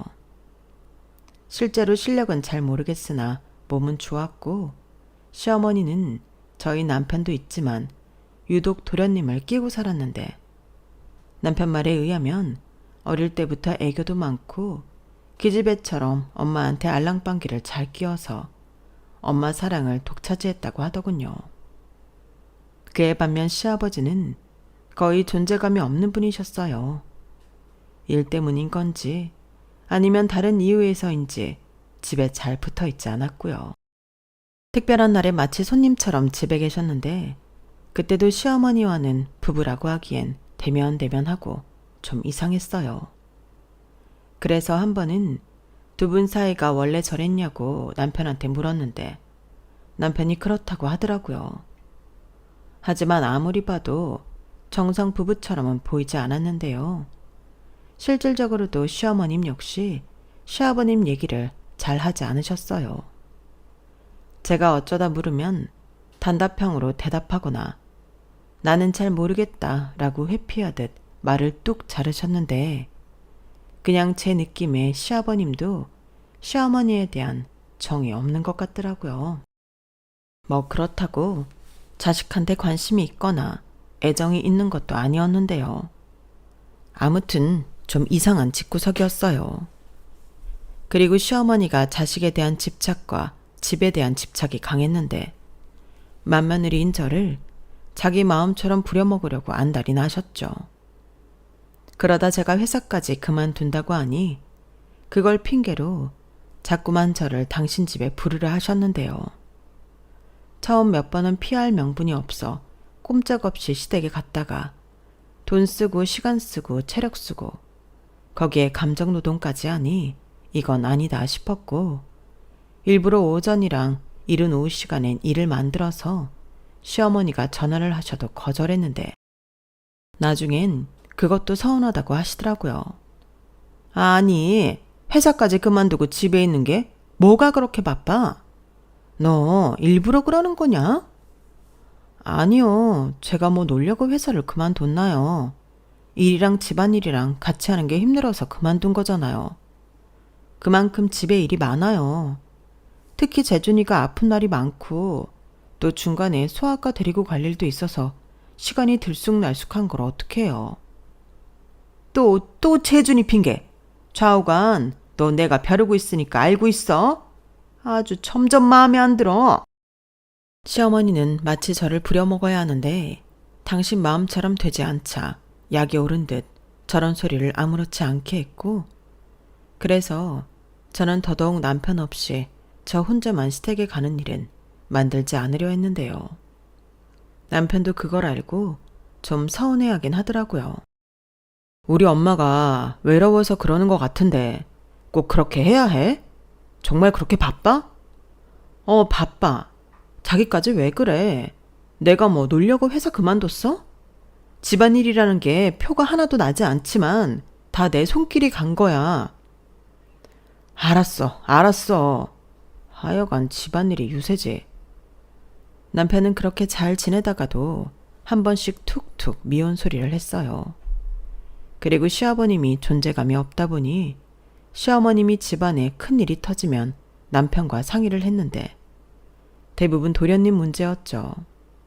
술 먹다가 시비가 붙어 싸움이 벌어졌다던가 작은 돈으로 큰 돈을 벌 수 있다며 사기꾼한테 엮였던가 뭐 이런 제법 큰 사고를 아무렇지 않게 쳤는데 남편도 그래서 자기 동생이지만 도련님한테 야박했어요. 도련님 역시 유일하게 싫어하고 무서워하는 사람이 저희 남편이었고요. 그러다 이번엔 나이트클럽에서 만난 여자와 소위 말하는 원나잇을 하고 그 여자가 임신을 했는데요. 그 여자는 아이가 생겼으니 결혼을 해야 한다고 주장했어요. 하지만 도련님은 실수일 뿐 결혼하고 싶지 않다고 도망쳤고요. 그런 일이 있다 보니 시어머니는 골머리를 썩었고 남편은 도망다니는 도련님을 수소문해서 잡아 남자가 책임질 일을 했으면 책임져야지 무슨 개망나니 짓이냐며 붙들고 왔고 그 길로 도련님이 결혼하게 되었는데요. 싫다고 할 때는 언제고 결혼해야 하니까 요구사항도 많았어요. 30평대 아파트, SUV 차, 그리고 자기 친구들 앞에서 쪽팔리면 안 된다고 호텔 야외 결혼식을 해야겠다고 했는데요. 정말 그 소리 듣고 저도 모르게 헛웃음이 나왔네요. 자기가 집불 가진 것도 없으면서 저런 걸 당당하게 요구하니 어이가 없었거든요. 형이랑 누나랑 어떻게 결혼했는지 뻔히 다 봤으면서 저런 걸 요구한다고 누가 들어줍니까? 실제로 시어머니는 그렇다 할 재산이 없었어요. 그리고 신우도 자기가 벌어서 월세방에서 시작했고 저랑 남편도 반반 결혼했는데요. 물론 제가 친정에서 혼수로 지원을 좀 받긴 했지만 시댁에서는 뭐 하나 해준 것이 없었어요. 시골에 묶인 시아버님 명의의 땅이 하나 있다곤 하는데 시어머니는 그걸 유일한 재산으로 자기가 민망하니까 그 땅 처분만 하면 한 10억은 나온다고 하던데 애들 아빠가 팔 마음이 없어서 그것만 팔면 애들 집도 사주고 그럴 텐데 저만 가운데서 면목이 없네요. 그래도 나중엔 그거 팔면 애들 줘야죠. 저는 그럴 생각입니다. 특히 장남이랑 맏며느리는 더 줘야죠. 이런 말로 넘어가셨는데 그 땅 제가 부동산에 알아보니까 10억은커녕 팔아도 2천만 원 나올까 말까라고 하셨어요. 그나마 팔리면 다행이지. 그 시골 구석에 막힌 걸 누가 사냐고.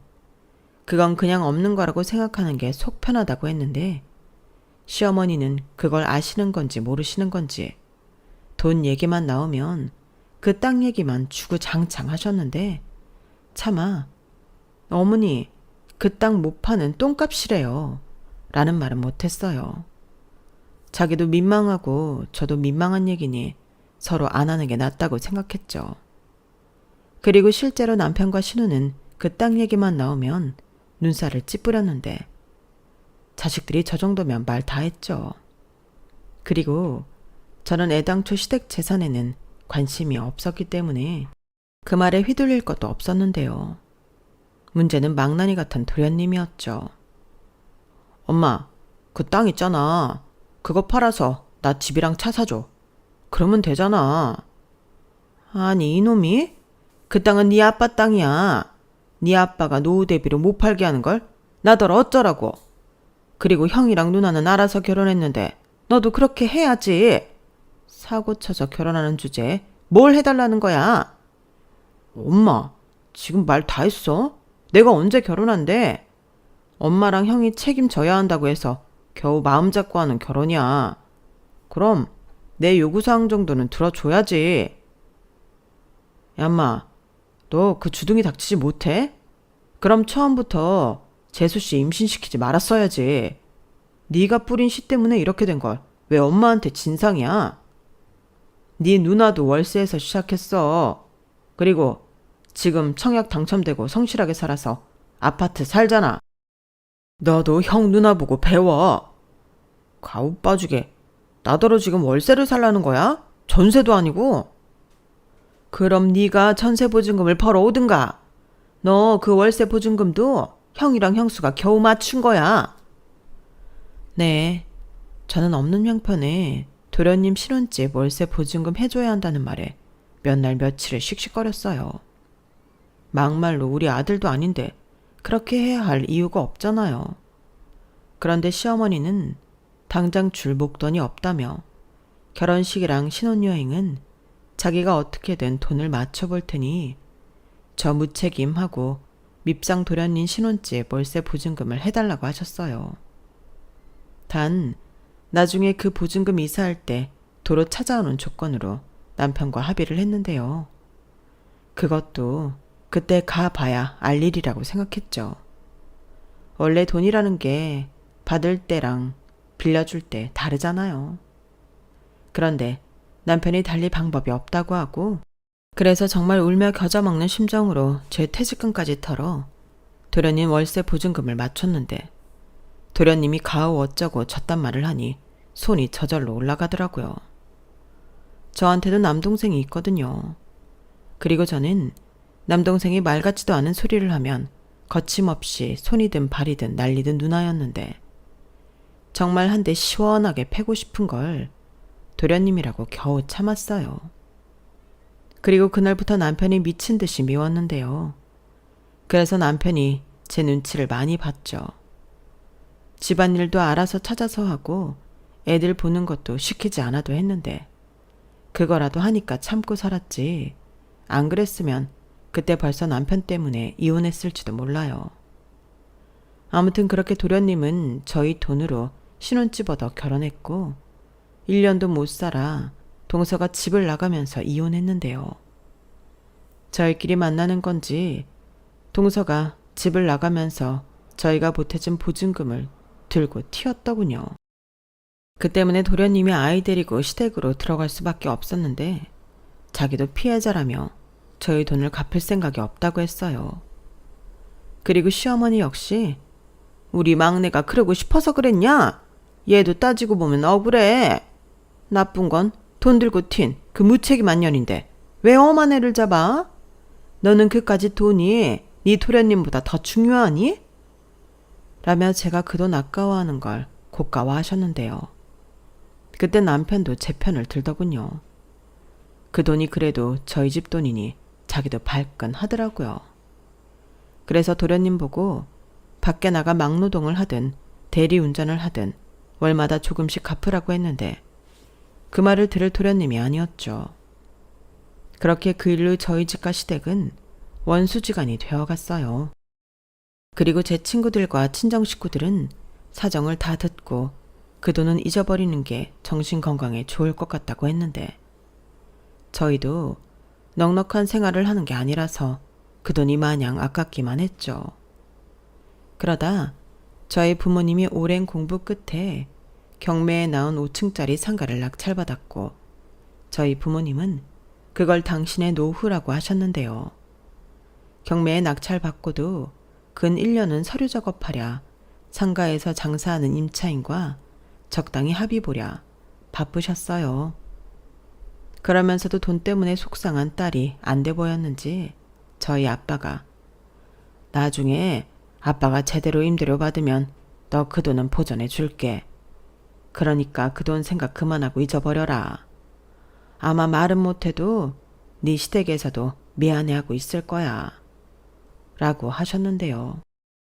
그 말이 정말이긴 한 건지 시어머니가 먼저 연락을 하셨어요. 평소 같으면 꼬장꼬장하게 나왔을 텐데 웬일로 저자세시더라고요.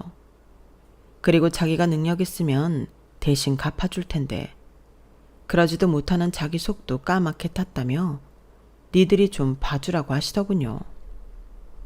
어머니, 저는 돈도 돈이지만 도련님의 태도가 화가 나요. 물론 도련님이 그 돈 쓰신 거 아니지만 그래도 도련님으로 하여금 벌어진 일인데 미안한 기색도 없고 이건 아니죠. 그래, 근데 걔도 지금 지 속이 말이 아니지.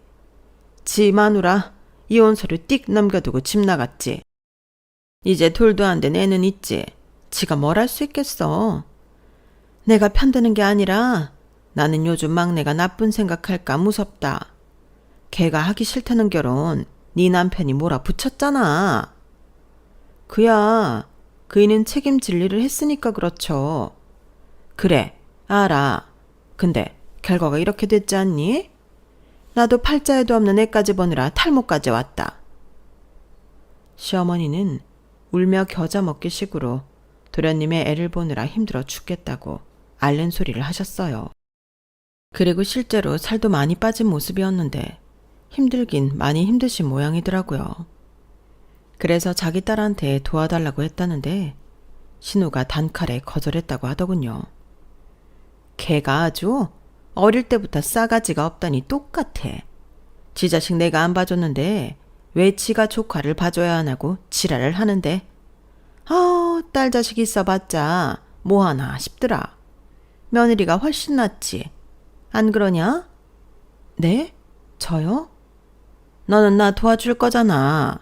설마 나 이렇게 힘든 거 보고도 모른 척 할 거니? 시어머니라는 사람은 늘 저렇게 저를 부려먹으려 했어요.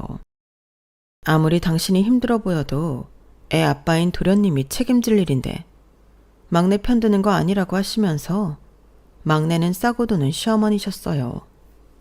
물론 저도 단칼에 싫다고 했죠. 그리고 시어머니는 입이 삐죽 나왔는데요. 저도 아쉬울 것이 없어 그러던지 말든지 했어요. 괜히 잘못 코 끼어서 조카까지 제 손으로 키우고 싶진 않았거든요. 그렇게 조카는 3살이 되었고 그때까지도 도련님은 한심한 백수였는데 그러던 중 저희 부모님이 상가를 낙찰받았다는 사실을 뒤늦게 시어머니가 아셨어요.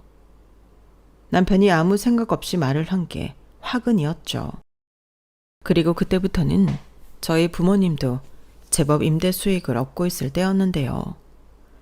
저희 아빠가 말한 대로 저희 부부가 손해본 월세 보증금을 저희 아빠가 보존해 주셨어요. 그리고 그걸 남편이 자랑이라도 하듯 시어머니에게 말을 한 거고요. 그러자 시어머니 눈빛이 변하셨는데요. 어느 동네에 있는 상가냐? 너는 왜 지금까지 말을 안 했냐? 축하 선물이라도 보내고 싶으니 주소 좀 알려줘라. 등 질문이 쏟아졌죠. 그리고 저는 그 어느 질문에도 제대로 대답하지 않았어요. 자식들도 저희 부모님 재산에 관심이 없는데 시어머니가 저희 친정 건물에 관심을 갖는 건 어쩐지 좀 부담스러웠어요. 하지만 시어머니는 집요하게 물으셨고 급기야 저희 엄마한테 전화해서 사돈, 며느리한테 얘기 들었습니다. 건물주가 되셨다면서요? 세상에나 어쩜 이런 경사가 다 있을까요? 아, 네. 경사는 무슨 그냥 작은 건물이고요. 대출 받아서 낙찰받은 거라 아직은 실감도 안 나요. 안 해본 거라 이것저것 시행착오만 많고요. 그래도요, 건물 있으면 든든하잖아요. 두 분 은퇴해도 따박따박 돈 들어오고 정말 부러워요. 에이, 그 정도는 아니라니까요. 그러지 마시고 저 주소 좀 알려주세요. 그래도 명색에 제가 사돈지간인데 화환이라도 보내야죠. 아닙니다. 무슨 화환까지. 괜찮아요. 그럼 제 성이라도 표시하게 주소 주세요. 제가 궁금해서 그래요. 저희 엄마는 몇 번이고 거절했지만 집요한 시어머니의 말에 그냥 주소를 알려줬다고 했어요. 그리고 작은 화분이 하나 도착했다고 했는데요. 그 화분 보고 처음엔 어안이 벙벙했다고 하시더라고요.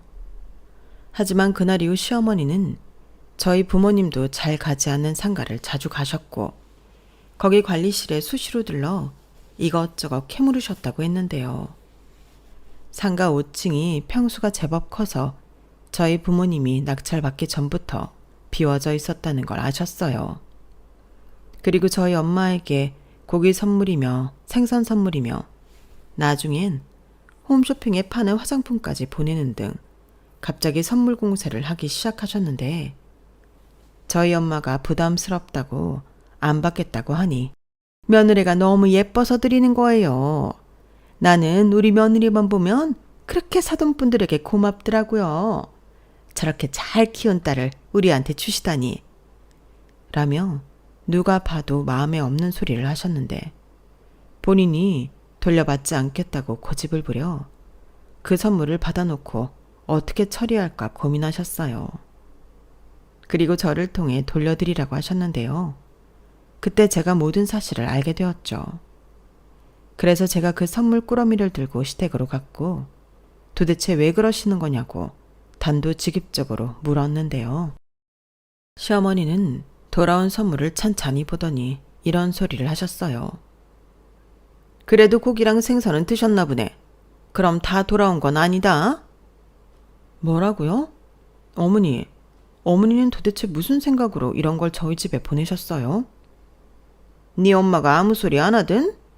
난 정말 좋은 뜻에서 보낸 거야. 한 가족이잖아. 갑자기요? 어머니가 언제부터 저희 친정 식구들을 가족이라고 생각하셨다고? 어머, 얘 좀 봐. 난 늘 가족이라고 생각했다. 그리고 나는 개인적으로 니네 엄마 대단하다고 생각해. 나는 못하는 일을 네 엄마는 그 나이 드시고도 하고 계시잖아. 정말 신여성 아니니? 어머니, 가식 그만하시고요. 그냥 말씀을 하세요. 왜 그러시는 거예요? 왜요? 저희 친정이 건물 생겼다고 하니 언감생심 욕심나세요? 어머, 얘 좀 봐. 사람을 뭘로 보고? 그런 거 아니다. 근데 내가 거기 관리사무실에 물어보니 5층이 비었다며? 통째로. 네, 그건 어떻게 하셨어요? 그래서요. 아니, 네 도련님 생각을 좀 해봐라. 언제까지 저렇게 허송세월 보내게 하니? 애도 있는데. 그리고 애가 체대 나온 거 알지? 선배 체육관에서 얘들도 가르쳤고. 그래서 이참에 태권도 학원을 차려주면 어떨까 하고. 뭐니 뭐니 해도 애 엄마들이 사교육엔 돈을 안 아끼잖아. 그래서요. 저희 아빠 건물에 도련님 태권도 학원을 차리자고요? 그래, 어차피 놀고 있는 자리 우리 막내가 가서 살리면 좋지. 그거였어요? 그래서 뭐 싸게 들어가게 해달라고 이런 선물 공세를 하신 거예요? 그냥 대놓고 물어보시죠. 어차피 어머니 말대로 놀고 있는 자리인데. 그래도 내가 어떻게 바로 물어보니? 내가 밑작업은 해놨으니까 이 다음은 네가 해라. 가서 네가 우리 막내 불쌍하다고 도와줘야 한다고 말 좀 해줘. 가족 좋다는 게 뭐니? 그리고 생각해봐. 제가 제대로 지 앞가림을 해야 너희도 편하지. 안 그래? 저는 시어머니의 방식은 싫었지만 시어머니의 말은 어느 정도 맞다고 생각했어요. 그리고 어차피 놀고 있는 자리였고 저희 부모님한테 어느 정도 보증금과 월세 정도는 깎아달라고 할 수 있을 것 같았는데요. 그럼 도련님도 자기 일을 하는 거고 그럼 시댁이나 저희 부부한테 손 벌리는 일이 없을 테니 멀리 봤을 땐 나쁘지 않은 것 같았어요. 그래서 시어머니에게 보증금 얼마나 생각하시냐고 물어봤는데요. 돌아오는 답변에 제가 뒤집어지고 말았네요. 뭐? 보증금? 너는 지금까지 내가 한 얘기를 어디로 들은 거야? 어차피 놀고 있는 건데 그냥 들어가게 해달라는 거지. 네? 아니 그러는 게 어딨어요. 어딨긴? 여기 있지. 나중에 돈 벌면 그때 월세 정도는 내라고 할게. 뭐라고요?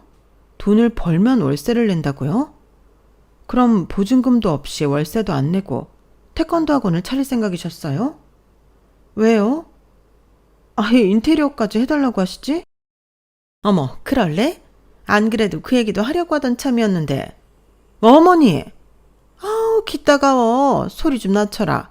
누가 공짜로 해달래? 내가 전에 말하지 않았니? 우리한테 네 시아버지 명의 땅이 있다고. 그거 내가 말해서 팔라고 할게. 그리고 그거 팔리면 돈 줄 테니 우리 재산 미리 받았다고 생각하고 니네가 좀 해줘라. 뭐라고요? 아직까지도 그 땅 얘기하시는 거예요? 어머니, 저도 다 알아봤어요. 뭘 알아봤어?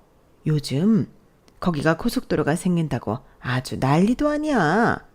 여기저기서 팔라는 사람이 수두룩 빽빽이라니까. 그럼 그거 팔아서 도련님 태권도 학원 차리시면 되겠네요. 지금 생각하니까 괜히 저희 부모님이랑 엮지 마시고 다른 곳에 차리세요. 저는 시어머니의 말에 약이 바짝 올라서 철벽을 치며 말했어요. 설마 했지만 저렇게 손도 안 대고 코를 풀 생각을 하고 있는 줄은 정말 몰랐거든요. 그런데 시어머니는 그 건물이 네 거니? 주인인 사람한테 물어볼 일이지. 내가 이러려고 그동안 간이고 쓸개고 다 빼주면서 이렇게 선물까지 했는데? 라고 하시며 저희 아빠한테 직접 물어보시겠다고 했는데 제가 하지 말라고 했어요. 막내뿐만 아니라 장남도 이혼해서 데리고 살 거 아니면 하지 말라고 했는데요. 시어머니는 그런 제 협박에도 불구하고 또 저희 엄마를 통해 그 말도 안 되는 제안을 하러 갔더군요. 사업 제안서인지 뭔지 A4 한 장 들고 도련님이랑 같이 갔다고 했는데요. 저희 엄마가 놀라서 아빠한테 말하라고 했답니다. 건물 명의는 친정아빠 명의였으니까요. 그리고 저희 친정아빠가 절대 호락호락한 사람이 아니었는데 저희 엄마도 믿는 구석이 있던 거였죠. 그리고 친절하게 저희 아빠 회사까지 알려드렸다고 했는데요. 그 길로 시어머니와 도련님이 저희 아빠를 만나러 가셨대요. 아, 더워 죽겠는데 아주 똥개 훈련을 시키네. 라며 투덜거리셨다고 했는데 저도 그때 친정엄마한테 연락을 받고 이런 말도 안 되는 일이 벌어지고 있다는 사실을 알게 되었어요. 그래서 남편한테 바로 얘기해서 저희 아빠 회사로 가보라고 했는데요. 저희 아빠가 그 엉터리 사업 제안서를 읽고 어이가 없다는 듯 피식 웃었다고 합니다. 나중에 알았는데 그 사업 제안서라는 거엔 시어머니가 죽으면 시아버지 땅을 팔아 저희 부부에게 그대로 상속할 테니 그 돈을 당겨 썼다고 생각하고 비워져 있는 5층 상가를 무료 임대해달라는 내용이 적혀 있었다고 하더군요. 거기에 확실하게 약속을 받고 싶었는지 월세랑 관리비도 어느 정도 체육관이 자리 잡히기 전까지는 안 받는 걸로 해달라는 옵션이 있다고 했는데요. 그게 무슨 옵션이라는 건지 남편도 얼굴이 화끈거렸대요. 당연히 저희 아빠는 기대에 잔뜩 찬 모자지간 앞에서 그 제안서를 빠꾸했고 이런 제안서를 받아줄 사람이 누가 있겠냐고 인상을 팍 썼다고 해요. 그러자 시어머니가 미래가 창창한 젊은 사람한테 기회를 주는 건데 왜 말을 그따위로 하냐고 목소리를 높였고 사돈 좋다는 게 뭐냐고 좀 해달라고 급기야 떼를 썼다고 하는데 옆에서 도련님은 팔짱만 끼고 있고 아무것도 하지 않았다고 했어요. 그래서 남편이 그런 동생 뒤통수를 세게 후려치고 그 제안서인지 뭔지를 북북 찢어 저희 아빠에게 죄송하다고 무릎까지 꿇었다고 했는데요. 그때 시어머니가 충격을 받았다고 하더군요. 그리고 어떻게 네가 그럴 수 있냐고 거기서 폭풍 오열을 하셨다고 했는데요. 남편 말로는 그때 자기도 가족이고 뭐고 오만정이 떨어졌다고 했어요. 아마 자기도 장인어른 앞에서 쪽팔렸던 거겠죠. 그리고 시어머니는 그 일로 알아 누웠는데요. 어떻게 가족끼리 야박하게 이럴 수 있냐고 이렇게 무시당하고 자기는 못 산다고 했는데 저한테 그런 소리도 했어요. 받아 처먹을 건 다 처먹고 어떻게 이럴 수 있어. 그럼 받아먹지 말든가. 어머니, 저희 부모님이 뭘 받았다고 하세요? 고기랑 생선 받았잖아. 그거 얼만데요? 제가 보상할게요. 그리고 그거 먹은 거 아니고 냉동실에 있는데 그것까지 돌려보니까 그래서 못 보내셨다고 하셨어요. 아이고, 내가 그 말을 어떻게 믿어? 좌우간 있는 사람들이 더하지. 말이 나와 하는 소리지만 나는 너 결혼한다고 왔을 때 니네 부모 보고 반대하고 싶었어. 사람들이 인상도 별로고 무엇보다 사람이 야박하잖아. 야박한 건 저희 부모님이 아니고 어머니시죠. 저희 집에서 혼수랑 다 해주셨는데 어머니는 그 말도 안 되는 땅 얘기만 하시고 아무것도 안 해주셨잖아요. 내가 돈이 그것 말고 없는데 어떡하냐? 네 시아버지라는 인간은 생활비도 아주 쥐꼬리만큼밖에 안 주고 내가 아둥바둥 사는데 돈이 어딨어. 그거라도 있으니까 내가 죽으면 그거라도 준다고 한 거지. 너는 아무런 노력도 안 하고 그 돈을 날로 받을 생각이냐? 그러지 마시고 정말 그 땅이 돈이 된다면 저희 안 주셔도 되니까 제발 그거 팔아서 쓰세요.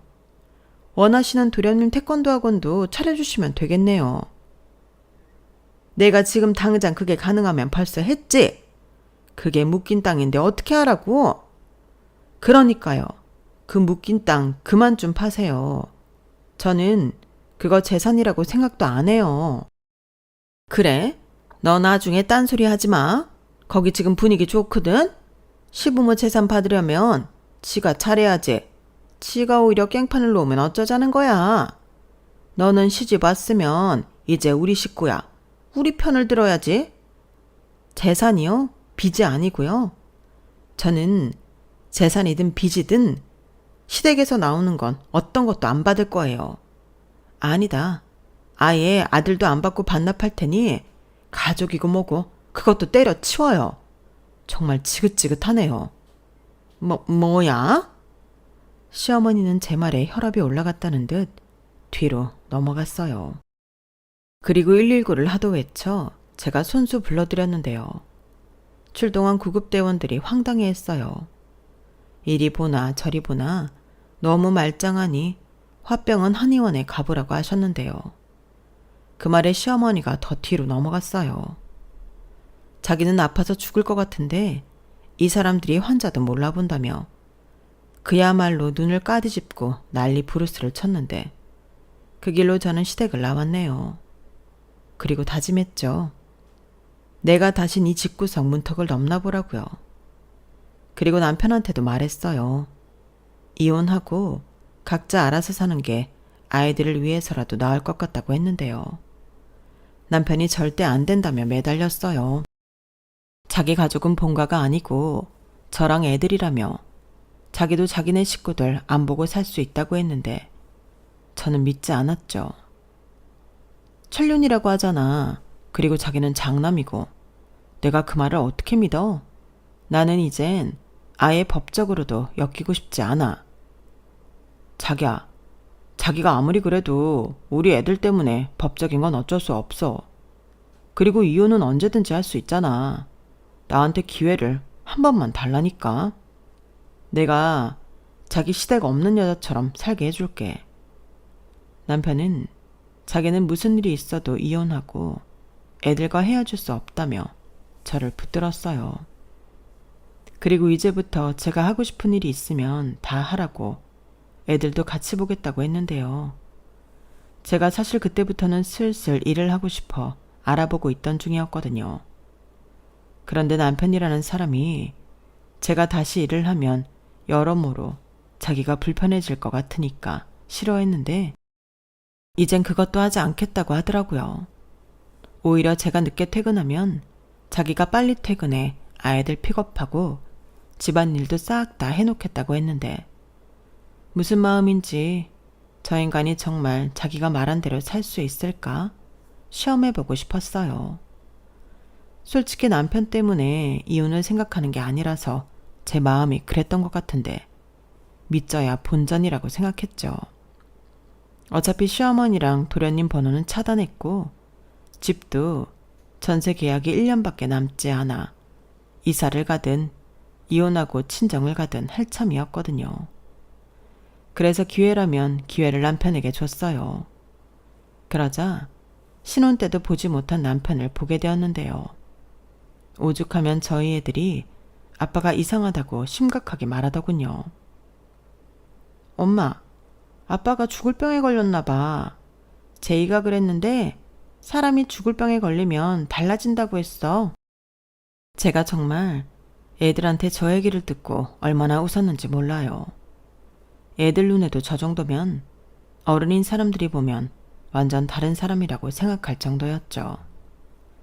그리고 그런 모습을 보니 이혼 생각이 스물스물 들어갔는데요.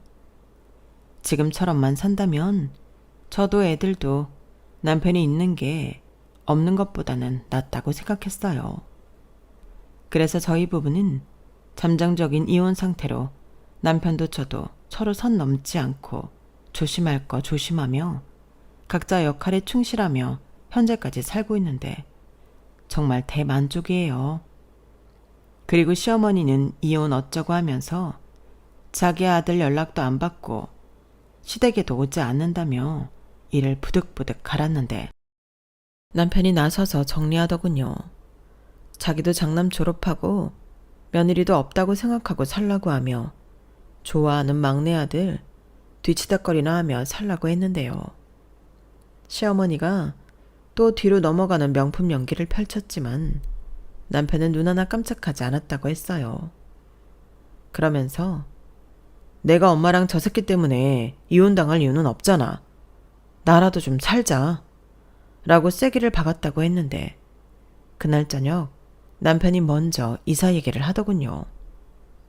자기네 식구들 아무도 모르는 곳으로 이사를 가서 조용히 살자고요. 그래서 현재 이사와 살고 있고 이 집은 친정에서 도와주셔서 매매로 들어와 살고 있는데 처음 가져보는 내 집에 매일매일 행복하게 살고 있습니다. 전에는 청소하면서 즐겁다는 생각을 전혀 못했는데 요즘은 쓸고 닦는 게 제일 재미있어요. 그리고 집 기운이 좋은지 경단녀라 취업이 잘 되지 않아 스트레스였는데 이사 오고 2달 만에 취업에 성공해 지금까지 회사도 잘 다니고 있어요. 월급은 그렇게 많은 편은 아니지만 그래도 내가 일을 하고 내 이름으로 사니 잃어버렸던 제 자신을 찾은 기분이라 너무 만족합니다. 그리고 할 수 있다면 저는 저희 엄마처럼 정년까지 일을 할 생각인데요. 이제 애들도 엄마 없는 시간을 잘 보낼 수 있고 무엇보다 이제야 정신 차린 남편이 있으니 안심할 수 있어 좋아요. 그리고 자기도 이제 정말로 가족은 우리밖에 없다고 생각했는지 전에 없이 자상한 모습을 보여주고 있는데요. 주말이면 저 늦잠 자라고 애들 데리고 나가서 노는 착한 남편이 되었어요. 그리고 시댁과 손절하며 신우이한테 이렇게 되었다 미안하다고 문자를 보냈는데 신우가 케이크 기프티콘을 보내주더군요. 시댁에서 해방된 걸 축하한다고요. 그리고 자기도 이참에 자기 오빠처럼 친정과 담 쌓기로 했다고 했는데요. 그로 인해 시어머니는 문제아 아들이랑 문제아 자식만 끌어안고 혼자가 되었어요.